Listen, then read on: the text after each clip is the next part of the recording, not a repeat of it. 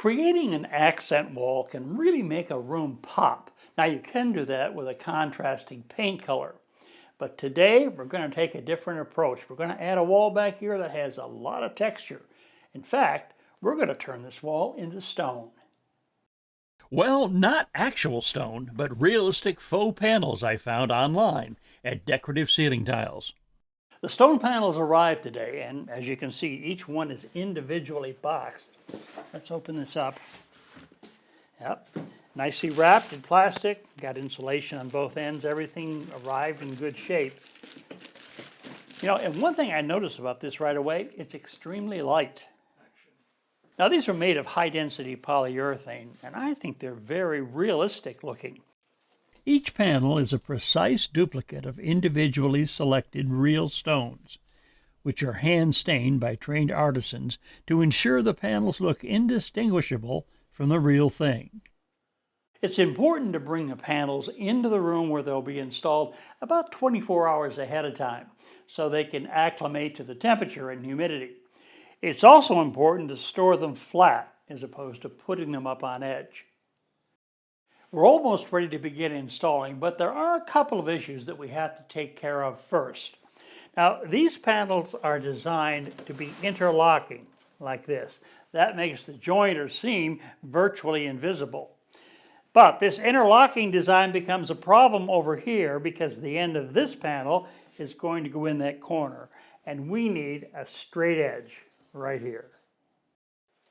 The solution, of course, is to cut off the staggered end. First, I'll place a scrap piece of rigid foam insulation on the work table. Then lay the panel on top, upside down. This will allow me to cut completely through the panel while it's entirely supported. Next, I mark the cut line, align the edge of a circular saw cutting guide, affix the guide temporarily in place with screws, and, using a circular saw, make the cut. As you can see, both the cut-off piece and the panel are fully supported. The first panel now fits snugly into the corner. Now we have a second issue here, and that is that this floor is not level. It drops off, about 5/8 of an inch in this 4-foot span. Now it's absolutely critical that the top of this first row of panels is absolutely straight and level. Otherwise, the interlocking joints won't fit properly. So we're going to have to make an adjustment here. Now to double check myself, I'm using a laser level. This red line is level, and I've aligned the line with the top of the panel over there on the left end. Here you see the panel is about, almost 3/4 of an inch higher than the level line. So to correct that, I'm going to have to take about that amount off the bottom of the panel. To make sure I don't get disoriented, I'm using a piece of tape to mark the corner from which I'll be removing the most material. I place the saw cutting guide along the bottom edge of the panel. Now, as you can see, this will be a tapered cut, 0 off one end and 3/4 of an inch off the other. I secure the cutting guide with screws and, using the circular saw, make the cut.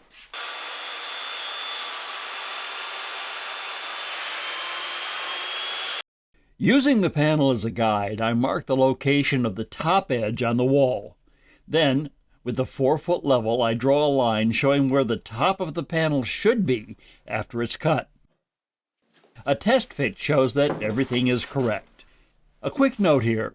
A 4-foot level can also be substituted for a laser level if you don't have one.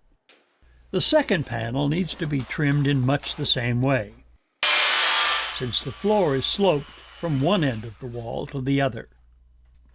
As I test fit the second panel, we can get a good look at how the interlocking joints slip together. Now, as you can see, this wall has an electrical outlet right in the middle. Now, I don't want to cover that up with the panel because I want access to it, want to be able to use it. This system comes with a housing that's designed to solve this problem. But the first thing I need to do is locate the exact position of this opening relative to the panel. I slip the panel in place and mark the right edge. Then I turn off the power at the circuit breaker, remove the outlet cover plate, unscrew the receptacle, pull it out, and disconnect the wires.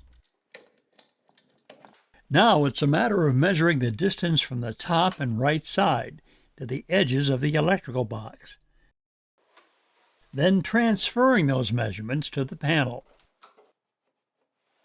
I also measure and mark the width and height of the electrical box. Now this is the location of the wall outlet relative to the panel, and it's also the same size as the outlet box. But the opening I need to cut in this needs to be large enough to accommodate the housing. So what I'm going to do is I'm going to place the housing on top of that rectangle, center it, and then draw a line around the outside. With a 3/4 inch drill, I bore a hole in the center of the housing outline and, using a jigsaw, cut out the opening. With the opening cut, I test fit the housing, and then check to see that the opening and housing match up with the wall outlet. Next, I measure the distance from the second panel to the corner and transfer that measurement to the third panel. Once again, I align the circular saw cutting guide with the marks I just made, secure it in place, and cut the panel to length. This panel, too, will require a tapered cut along the bottom edge. Finally, a test fit. I'll be using high-quality construction adhesive to attach the panels to the wall. I trim the nozzle, puncture the inner seal, load the cartridge, and we're good to go.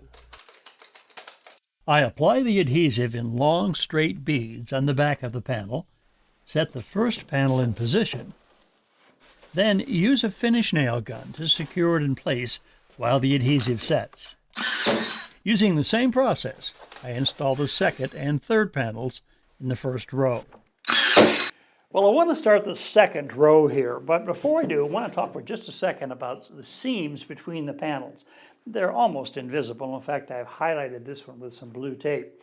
What I do want to avoid, though, is a straight seam that goes from the floor all the way up to the ceiling, because under certain lighting conditions, it could be a bit visible.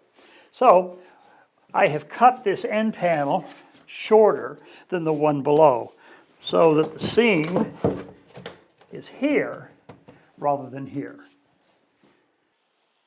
From here, panel installation goes quite quickly. Now, I've already trimmed the end off the starter panel for the top row, but when I put it up here, you can see that the panel itself is a little too wide. So I'm going to have to trim a bit off this top edge here. Now I could do that using a saw, but for such a small amount like this, I prefer to use a sanding block or a plane.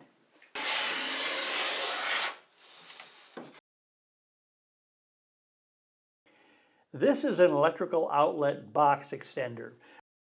I've installed one here in order to bring the outlet forward to be flush with a new stone wall. With the box extender in place, I reattach the wires to the receptacle, fold the wires into the box, secure the outlet, and install the cover plate. Finally, with wood filler, I fill any visible nail holes. And using touch-up paint provided by the manufacturer, blend in the color. As you've just seen, an accent wall like this can be installed without the mess, specialty tools, and masonry experience needed for real stone. Not only is the look truly authentic, but it's also one you can absolutely create yourself.